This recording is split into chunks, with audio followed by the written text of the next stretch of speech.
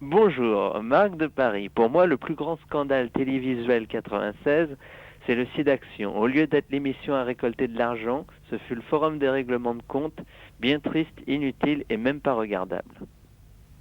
388 millions 225 047 francs. Pour sa 10e édition, le Téléthon a battu tous les records de collecte de fonds. Une fois de plus, les téléspectateurs se sont montrés très généreux à l'égard de la lutte contre les maladies génétiques. Elle est belle, la saucisse. L'objectif du Téléthon, c'est de défendre une cause très sérieuse tout en restant très proche des donateurs. D'une part en jouant sur la convivialité, grâce aux événements organisés dans toute la France où les téléspectateurs deviennent acteurs. D'autre part en montrant très souvent à l'écran l'usage fait des dons. Le résultat, c'est que le Téléthon réussit une collecte record, là où 7 mois plus tôt, le SIDAction avait essuyé un échec.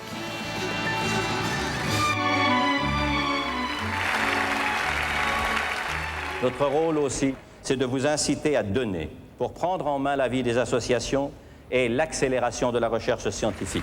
Après les 300 millions de francs collectés en 1994 pour sa première édition, le deuxième SIDAction a récolté en 1996 environ 5 fois moins, soit 64 millions de francs. La façon dont a été fait le SIDAction, c'est pas mon problème. Je ne l'aurais pas fait comme ça. Je crois que j'aurais demandé à la télévision de circuler un petit peu et de laisser la place aux malades un petit peu et pas mettre les premiers rangs avec rien que des présentateurs de télévision. Je crois que c'est pas ça que les Français attendent. Mais ce qui a aussi fait baisser les dons du SIDAction, c'est l'intervention d'acteurs. C'est quoi ce pays de merde? Oui, non, d'abord, il ne faut pas dire des choses comme ça. Hein. Et puis, contrairement au Téléthon, qui n'est diffusé que sur France Télévisions, le SIDAction, lui, est diffusé sur toutes les chaînes. Si un nouveau SIDAction a lieu en 97, ce sera cette fois seulement sur une chaîne ou deux. Les gens n'aiment pas forcément se mettre devant le fait accompli. Ils veulent avoir le choix, et ils ont peut-être raison de vouloir avoir le choix. Et ils veulent avoir, pas forcément, quelques boutons sur lesquels ils appuient, se retrouver devant exactement la même image. Donc il faudrait penser à ça. Mais en 96, l'émission de télé en faveur d'une bonne cause qui a fait la meilleure audience, c'était sur TF1. La soirée des Restos du Cœur, en février, rassemblait une partie des plus célèbres artistes français. Résultat, l'une des 20 meilleures audiences de toute l'année 96. Pour cette grande soirée télé, il n'y avait pas d'animateur, les artistes se sont donc animés eux-mêmes. Tout autour, tu sais, en face des gens.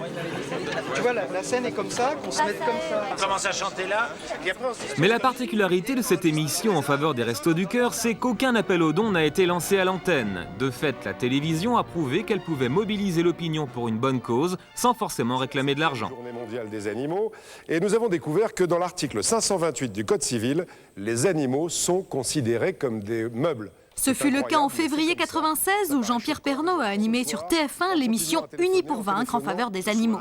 Nous lançons un appel pour que ces animaux trouvent la chaleur d'un foyer attentionné. Le principe ici n'est plus d'envoyer de l'argent, mais de téléphoner à un numéro payant où l'on comptabilise les appels, un peu comme la signature d'une pétition. Le lendemain, on jette un petit coup d'œil sur le nombre d'appels. Vous les voyez, 80... Bref, presque 100 000 appels en faveur des animaux, mais l'émission sur les dons d'organes en avait suscité 350 000. Fred Dethier, bonjour. Pour moi, l'année télévisée 1996, c'est celle des jeux. L'or à l'appel, Qui est qui, La légende de Mélusine ne viennent que s'ajouter à La famille en or et à La roue de la fortune. Bilan, il y a une quinzaine d'années, il était de bon ton de se moquer de la télévision américaine, mais que sommes-nous donc devenus? Eh bien on y est, ça y est. Quand la gaffe est arrivée en mars 96 sur TF1, c'était pour faire remonter l'audience de la tranche 19h-20h. En définitive, il s'en est plutôt bien tiré. Certes, l'or à l'appel est régulièrement battu par le 19-20 de France 3. Mais en revanche, le jeu attire plus de téléspectateurs que les séries américaines qu'il a remplacées et surtout plus de téléspectateurs que Studio Gabriel sur France 2. L'or à l'appel a été inventé par Guy Lux et on reconnaît chaque soir le style inimitable d'Interville, Vachette en moins. Pour avoir les vachettes, il faut attendre l'été où TF1 reprogramme régulièrement le vrai Interville. Cette année encore, l'audience a atteint des sommets.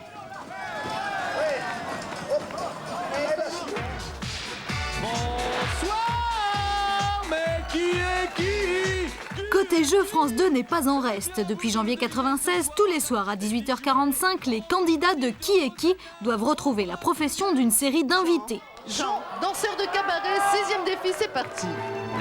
Par exemple, Jean est-il danseur de cabaret? Pour le savoir, rien de tel qu'une petite mise à l'épreuve. Il a l'air de se débrouiller, donc il est peut-être bien danseur. Eh bien, en fait, non. Sa spécialité, c'est le vélo à reculons. Pas facile, Qui est qui? C'est porter le choix de Rémi. Je suis bien, retournant. Autre jeu créé en 96, toujours sur France 2, mais cette fois beaucoup plus facile, Les Bons Génies. Il n'y a pas à réfléchir longtemps. Le principe, c'est de compléter des phrases laissées en suspens. L'animateur, c'est Patrice Laffont, un garçon plein d'expérience. Les chiffres et lettres 1. Les Marines la 2, 2. Dessiner c'est gagné 3. Fort Boyard 4. Pyramide 5. Et je dois en oublier un, ça doit faire 6. C'est des carreaux. Avec Les Bons Génies, ça fait 7 jeux au total, un chiffre qui n'a pas porté bonheur à l'émission puisqu'elle a été supprimée au cours de l'année. Le même Patrice Laffont, en revanche, ne cesse de séduire les téléspectateurs de France 2 avec Fort Boyard. Tout au long de l'été 96, le jeu a rassemblé en moyenne 5 millions de téléspectateurs devant chaque numéro. Ravi de ce succès, France 2 a même tourné 5 numéros supplémentaires diffusés à l'automne. Fort Boyard marche tellement bien qu'on se demande pourquoi ne pas le diffuser toute l'année. Non, parce qu'il faut que ce soit un rendez-vous que le public attend. Et que le public attend pendant 10 mois, 9 mois. 9 mois étant la limite. Après tout, c'est l'enfantement. Donc il ne faut pas finir après octobre. Pour tenter de conserver le public de Fort Boyard, France 2 a donc décidé de tourner une autre émission du même genre dans une autre forteresse. Le château de la Rochefoucauld a donc accueilli à l'automne le tournage de La Légende de Mélusine. Des moyens considérables pour une émission à la frontière du jeu et de la fiction, animée par Thierry Ray. Les jeux ont, je sais pas si c'est une grande importance, c'est plus visuel mais il n'y a rien à gagner, il n'y a pas des millions de francs, il n'y a pas des... C'est plus pour faire une grande farandole et s'amuser tous ensemble, quoi. Eh bien, bonsoir! Le problème, c'est que cette grande farandole, où l'on ne gagne pas des millions, n'a pas réussi à séduire le public. La première émission a réalisé la plus mauvaise audience de toute l'année 96 pour France 2, un samedi soir. Enfin, dernier venu des jeux à la télé en 96, le Va-Tout, dont voici le principe. Un ticket à gratter. 3 étoiles, c'est gagné. Et on passe à la télé. Bref, pour simplifier, c'est un peu le millionnaire pour les jeunes. Du coup, c'est M6 qui diffuse, c'est Yves Noël et Sandrine Quétier qui animent. Mais pour finir, le gros lot va toujours dans la poche du même, la Française des Jeux. Je ne pense pas que Va-Tout détrônera millionnaire. D'abord, ça n'est pas du tout l'objectif. Mais on pense quand même que ce sera un jeu majeur de la Française des Jeux. On envisage un chiffre d'affaires de l'ordre de 4 milliards pour l'année prochaine. Au Va-Tout, le gain maximum est de 925 000 francs. Bonjour, Cécile de Paris. J'ai trouvé que la rentrée 1996 était décevante au niveau des débats sur des sujets de société un peu légers, comme Christophe de Chavannes a pu le faire avec Comme un lundi, ou Tina Kiefer avec J'y crois pas. Espérons que les directeurs de chaîne seront mieux inspirés pour la rentrée 97. Au revoir. Mireille Dumas, bonjour. Bonjour. Première question, est-ce qu'on reverra Ballet Masque à la rentrée sur France 2? Oui, moins souvent, beaucoup moins souvent. Tellement moins souvent que Ballet Masque a en fait carrément disparu de la grille des programmes de France 2 en 96. Les soucis de Mireille Dumas avaient commencé au printemps avec la déprogrammation d'un Ballet Masque spécial consacré aux transsexuels. L'émission avait été remplacée à 20h50 par un bouillon de culture exceptionnel avec Salman Rushdie, Umberto Eco et Mario Vargas Llosa, très fiers d'avoir vaincu les transsexuels. Je vais ajouter ça dans mon curriculum. Voilà. On a déplacé les transsexuels. Vous voyez. Mireille Dumas réclamera par la suite une nouvelle diffusion à 20h50, sans jamais l'obtenir. À cela s'est ajoutée l'affaire des animateurs producteurs de France 2, où Mireille Dumas et son émission ont souvent été cités. Résultat, après 4 ans d'existence, Ballet Masque a disparu en 96. Quant à Mireille Dumas, même si elle n'a pas réussi à s'entendre avec la nouvelle direction de France 2, elle n'a pas tout à fait disparu. D'une part, Arte a rediffusé à l'automne sa série de documentaires sur la prostitution. D'autre part, elle a vendu à France 2 un reportage de 52 minutes sur Charles Aznavour en Arménie. De mes économies, je me voyais déjà en haut de l'affiche.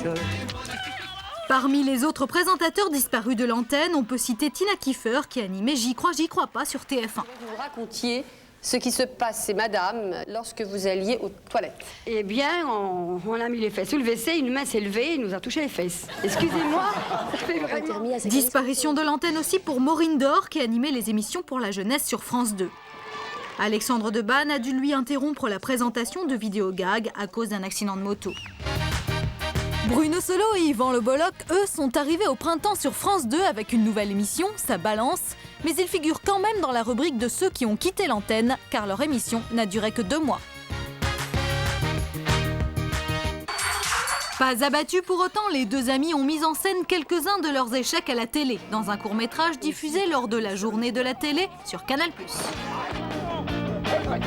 Thierry, Ardisson, on est là. Ouvre, s'il te plaît, écoute, tu vas voir, c'est très simple, c'est délire. Mais ils ont le de la gueule, pourquoi tu m'interviews de si loin? J'ai jamais vu un truc pareil, quoi. Là, je suis intéressée. Toujours sur Canal+, Michel Denisot a décidé d'arrêter Télédimanche. Il s'occupe désormais d'émissions spéciales avec des invités prestigieux 3-4 fois par an. Et tout le reste de l'année, il s'occupe du club de foot, le PSG.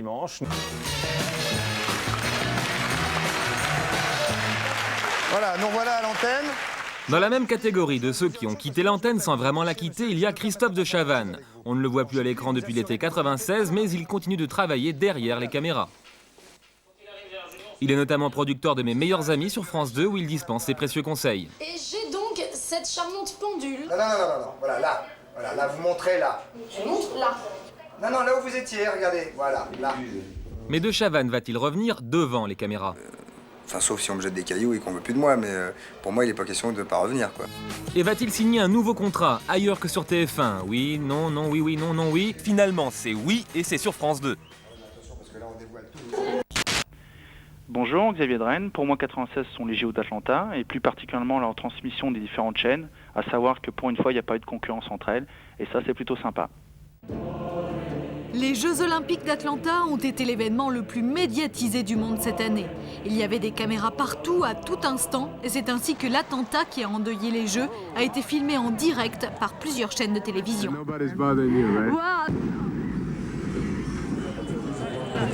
Une bombe a pu être placée dans le parc olympique malgré le déploiement considérable de forces de sécurité qui a accompagné les Jeux. Un déploiement qui n'a pas empêché les critiques de se multiplier sur l'organisation de l'événement. Beaucoup de journalistes se sont plaints de ne pas pouvoir travailler correctement. It's very nice of you to cooperate with those of us in the various forms of media that all need access. You're not supportive of what we are doing from the very beginning, and for us, press and media, this has been the worst game never organized, and we tell the world that. What do you think of that? Thank you very much for your thoughts, sir. We would appreciate you moving to the right to continue your interviews with the athletes. Are you like a robot? Thank you very much, sir. We appreciate you moving to the right. He's a robot. He's a robot. Hey, he's a robot. Thank you very much. Oh, he's a robot. Cela dit, le public français n'a pas manqué d'images, et surtout de belles images, puisque ces champions se sont illustrés au cours des épreuves. Voilà. Autre cas de figure, celui de l'animateur qui vole la vedette aux sportifs. C'est pas grave, c'est pas grave. C'est pas grave. Demandez à Steffi Graf, c'est mieux que moi. En mêlant un enthousiasme hors du commun et une bonne pratique de l'anglais, Nelson Montfort est devenu définitivement en 96 une figure de la télé. De toute façon, c'est la seule entrée. Tout de suite, nous retrouvons Nelson Montfort. Oui, Patrick, je suis à côté de Michel Denisot. Alors, Michel, d'abord, merci d'être là. Thank you, Michael, for being with us tonight. Cette année à Roland-Garros, on en est arrivé à un tel point que Nelson était plus acclamé que les joueurs.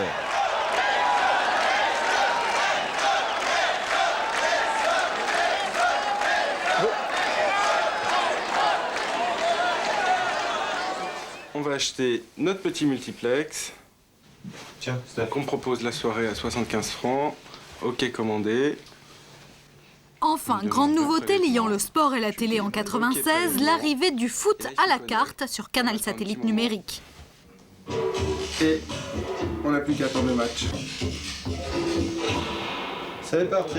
Pour 75 francs, les abonnés de Canal Satellite numérique peuvent regarder en direct 9 matchs de Division 1 depuis leur canapé. Ça fait 25 francs par personne, c'est vraiment pas... C'est même pas le prix d'une place de cinéma. Exactement, tout à fait. Pour pouvoir diffuser les matchs de D1 en direct, Canal+ a passé des accords avec la Ligue nationale de football. Certains dirigeants de clubs se sont émus, affirmant que trop de foot à la télé pouvait tuer le foot, mais les chiffres prouvent le contraire. Nous avons augmenté de 40% notre fréquentation des stades D1, D2 ces 4 dernières années, et le nombre de matchs télévisés a dû être multiplié par 3 ou 4. À Lyon, Montpellier, il y a déjà un 0, génial. Ces accords qui lient Canal+ avec le football français sont un atout important dans la bataille du numérique. Aujourd'hui, pour voir les matchs de Division 1 en direct, il n'y a que Canal+ et Canal Satellite numérique. Voilà pour l'année télé 96. On se retrouve la semaine prochaine avec un TV+ qui reprendra sa forme habituelle à samedi, 19h. Je ne regarde pas beaucoup la télé. Merci de votre fidélité. Au revoir.